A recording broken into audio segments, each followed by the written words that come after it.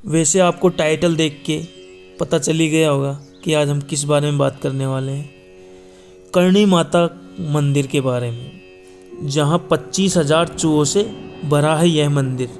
भक्तों को मिलता है इन्हीं का झूठा प्रसाद। राजस्थान में बीकानेर में स्थित करणी माता के मंदिर में करीब 25,000 चूहे हैं। इन काले चूहों को माता की संतान माना जाता है।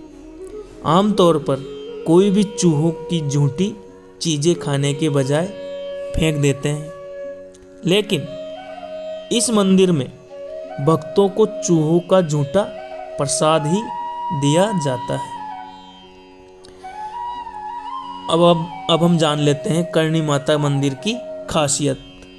राजस्थान में बीकानेर से करीब 30 किलोमीटर दूर देशनोक में स्थित इस मंदिर को चूहों वाली माता, चूहों का मंदिर और मूषक मंदिर के नाम से भी जाना जाता है। यहाँ पर चूहों को काबा कहा जाता है। मंदिर में करीब 25,000 चूहे हैं। यहाँ पैरों को ऊपर उठाने की बजाय घसीट कर चलना होता है ताकि कोई काबा पैर के नीचे न आ जाए। इसे अशुभ माना जाता है। माँ करणी को जगदम्बा माता का अवतार माना जाता है। कहा जाता है कि इनका जन्म 1387 में एक चारण परिवार में हुआ था और इनका बचपन का नाम रीगूबाई था।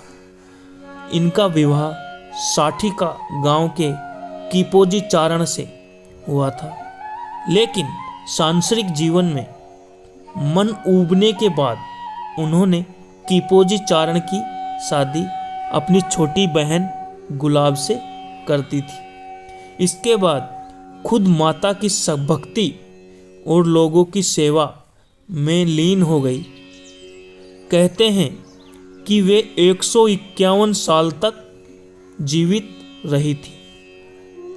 आखिर इसे चूहों का मंदिर क्यों कहते हैं, चलो इसके बारे में जान लेते हैं। करणी माता के मंदिर में काले चूहों के साथ कुछ सफ़ेद चूहे भी हैं, जिन्हें ज़्यादा पवित्र माना जाता है। कहते हैं कि एक बार करणी माता की संतान, उनके पति और उनकी बहन का पुत्र लक्ष्मण कपिल सरोवर में डूबकर मर गए थे।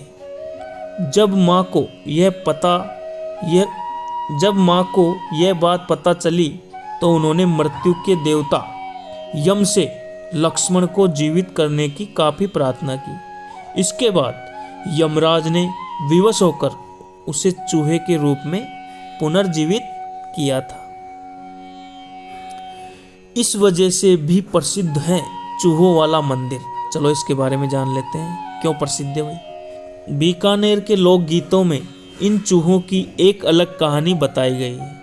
इनके अनुसार एक बार 20,000 सैनिकों की एक टुकड़ी देशनोक पर आक्रमण करने आई, जिन्हें माता ने अपने प्रताप से चूहा बना दिया था। इन चूहों की एक विशेषता यह भी है कि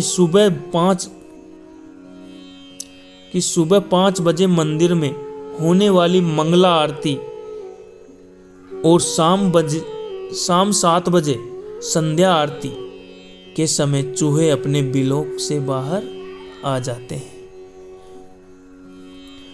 भक्तों को मिलता है चूहों का झूठा प्रसाद। चलिए जान लेते हैं क्यों।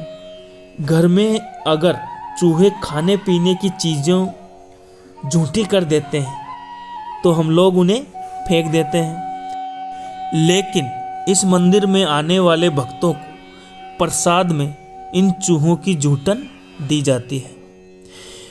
खास बात यह है कि इस प्रसाद को खाने के बाद अब तक किसी के भी बीमार होने की कोई खबर नहीं मिली है। बस आज की कहानी यहीं तक थी। आई होप आपको ये जानकारी अच्छी लगी हो तो प्लीज़ लाइक कर देना। चैनल पे नए हो तो सब्सक्राइब कर देना। मिलते हैं ऐसी ही नई वीडियो में नई जानकारी के साथ। जब तक के लिए bye bye, see you again, thank you.